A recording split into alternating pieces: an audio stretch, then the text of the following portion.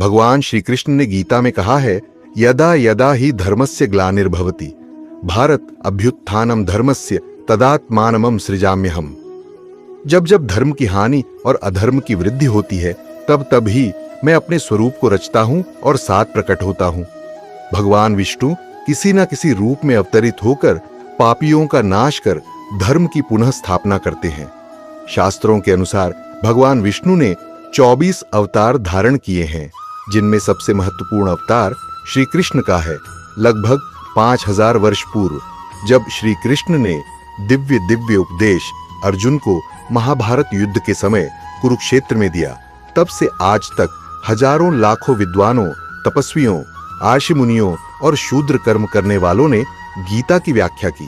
गीता शांति के समुद्र में शांति का द्वीप है। ज्ञान से हम आत्मा और भक्ति से परमात्मा हुआ था सकते हैं, किंतु कर्म से आत्मा और परमात्मा दोनों को ही जाना जा सकता है। कर्म के बिना ज्ञान अधूरा और भक्ति अपूर्ण है।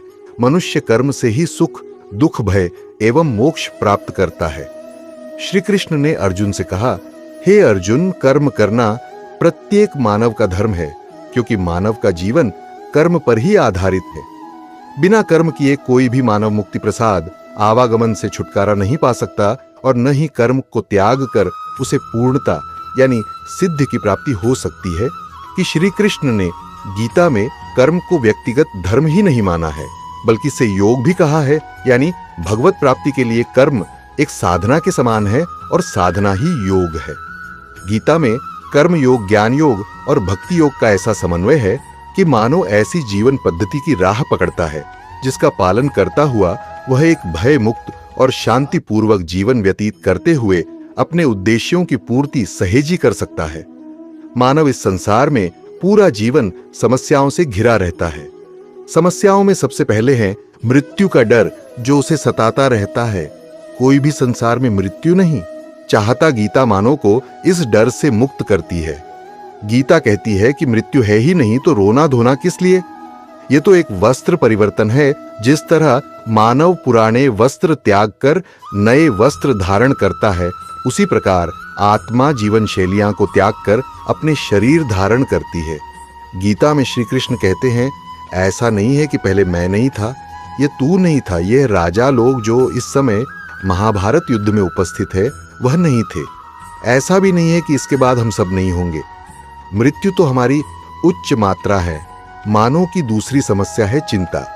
चिंता मुक्त जीवन जीने की कामना प्रत्येक मानव करता है। इस संसार में कोई भी मानव शांत नहीं रहना चाहता, मगर अशांति विमानों को आजीवन अपने शिकंजे में रखती है। कभी कारोबार, कभी पढ़ाई, कभी नौकरी की चिंता तो कभी बच्चों की चिंता। सिर्फ कृष्ण इस समस्या की मां और सभी मामलों को सौंपते हुए कहते हैं कि परिणाम की चिंता क्यों करते हो?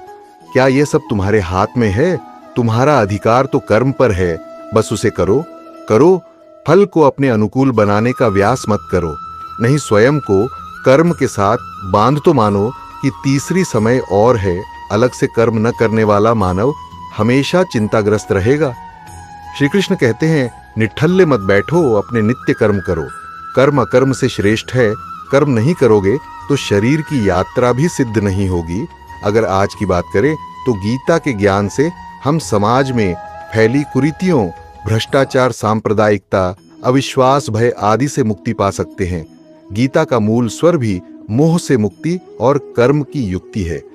अर्जुन श्री कृष्ण कहते हैं, कर्म करना प्रत्येक मानव का धर्म है। सब जगत मेरे द्वारा चलायमान है, मैं ही करता और करता हूं। सामने दिखने वाले लोग तो कठपुतलियां मात्राएं। कर्म को ही धर्म आने का उपदेश देते हुए श्री कृष्ण ने अर्जुन से युद्ध करने को कहा। विराट रूप देखने के उपरांत अर्जुन ने श्री कृष्ण द्वारा दर्शाए मार्ग पर चल क्षत्रिय धर्म का पालन किया और कौरवों पर विजय प्राप्त की। धन्यवाद। जय श्री कृष्ण राधे।